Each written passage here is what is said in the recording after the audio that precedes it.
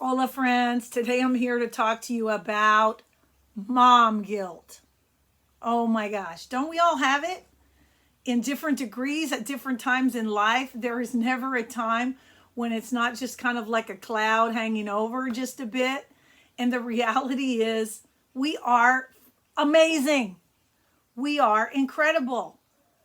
We created a human life. We accepted a human life into our life. And look how far we've come. Look at all the ways we've been a blessing to our children. There's no way we could be on duty 24/7, 365, infinity and beyond, and still have oxygen left in our lungs. We know our children need so much from us. They really do.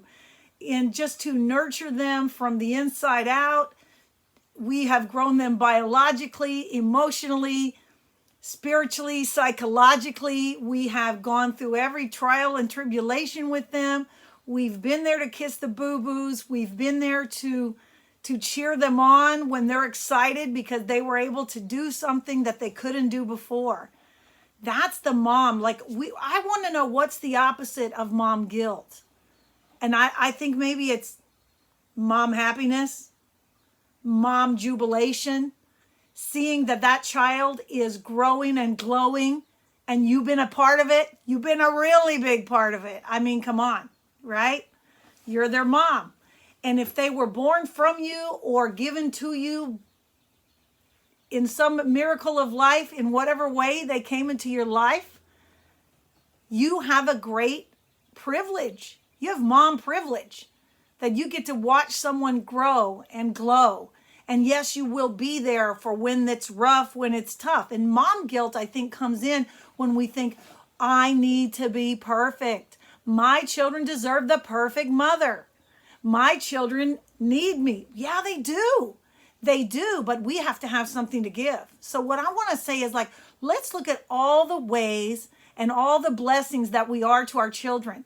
Let's look at all the ways that, wow, they are so blessed. Sometimes we grow up to become the mom we wish we had. And the reality is our moms were doing the best they could with the information and resources they had. And that's one thing to keep in mind, that we're all doing the best we can at any point in life. And sometimes the obstacles are really big. And sometimes we don't know how to reach out. Mom guilt thrives in isolation. Mom guilt it grows in the dark.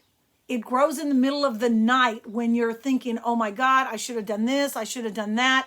I didn't get to go to every single game and every single practice, and I didn't get to read every single book I wanted to read with them, and. The reality is when we're making a life for our family, there's a lot of responsibilities, right? And I would think that the only real mom guilt should be for, I didn't care. I didn't even try. Whatever. I had them. They can raise herself. Is that sound like any of us? I don't think so. Now, maybe there are people out there in the world, and I know that there are children who really missed having the kind of mom that you are to your children. So, we are the foundation, but we are not the life source. Sometimes we think they squeeze every single thing out of me. I have nothing in reserve. Well, it's our responsibility to get that reserve, isn't it? It's our responsibility to what do I need for me so that I can fuel my tank and keep going? When we're thinking oh, my child got cavities, it's my fault. When we're thinking, oh my gosh, I didn't know they had asthma. The reality is, as soon as we know, we do what we can do, right? If we found out, for example, that our child was allergic to something, would we have that on their plate three meals a day? Of course not. We would change, right? If we knew they were allergic to something, we would change how we do things. And the reality is when we learn and understand and know more, we change how we do things. We change ourselves. And so maybe one of the things I challenge you on this Tuesday Pep Talk to change about yourself is start kicking out the mom guilt. Start looking at the mom yes. All the things that you are. It's not just about what you do, it's who you are. You giggle with their silly jokes. You smile when they smile at you. You laugh at the crazy stuff they do. You clap for them when they, get a spoon of carrots into their mouth. All the things that we do, we cheer them on. We're there. We're in their corner always. Like I've heard people say, nobody will ever love you the way your mother loved you. And I know I love my kids in a way that, oh my gosh, I had no idea. I have loved children all my life. I've been a teacher since I was a kid. Basically, I was tutoring other kids in school. In the third grade, they already had assigned me to other kids, and I was like the teacher's helper. And when I went to first grade, I didn't even know the alphabet. I didn't go to kindergarten. In my town, you only went to kindergarten if you were Lutheran. So if you were not Lutheran, you didn't go to kindergarten. So I showed up at first grade and I didn't know the alphabet. And it took me some catching up. But once I caught up, they were like, wow, this girl's a teacher. Let me put her to work. So, I started very early helping other kids, and then I became an educator. And so I had a lot of children in my room over the years. But man, when I got my very own children, when God sent me a son and a daughter, there is nothing like it. I can love many, many people and many, many children, but there is something about those children who God entrusted to me. And whether they came to you out of the womb, or from foster care or adoption, or they came into your life as a stepchild, they're just as special to your heart, right? We did one activity last week on one of our communication apps about what surprised you the most about being a mom. And some of the answers were that I could love a child I didn't give birth to. So much my heart hurts. There are so many ways that we connect. There are so many things there's so many blessings. Like I don't even imagine like what my life would be like if I hadn't had my children. They're grown and they're amazing. And I'm super blessed to be their mom. And that's been true from day one to now. Why I'm so interested in helping other moms is we could all use a comadre. We could all use a connection. I really didn't have that when my kids were growing up. I went through a lot of things that I didn't share with anybody what was going on. When times were tough, I was just like, how are you? Fine, everything's fine. Yeah, it's all good. It wasn't all good.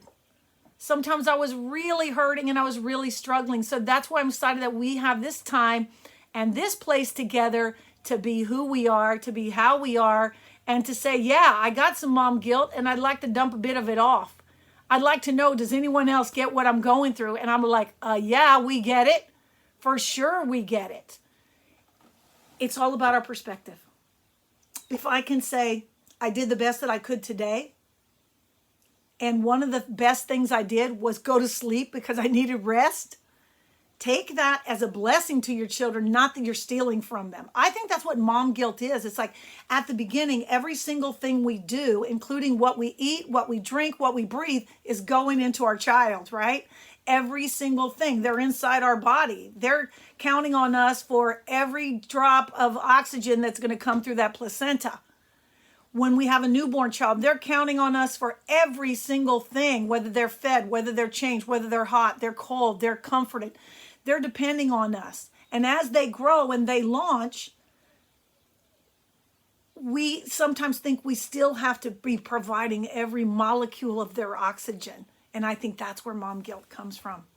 We are biologically created to create and sustain another living being. It is incredible.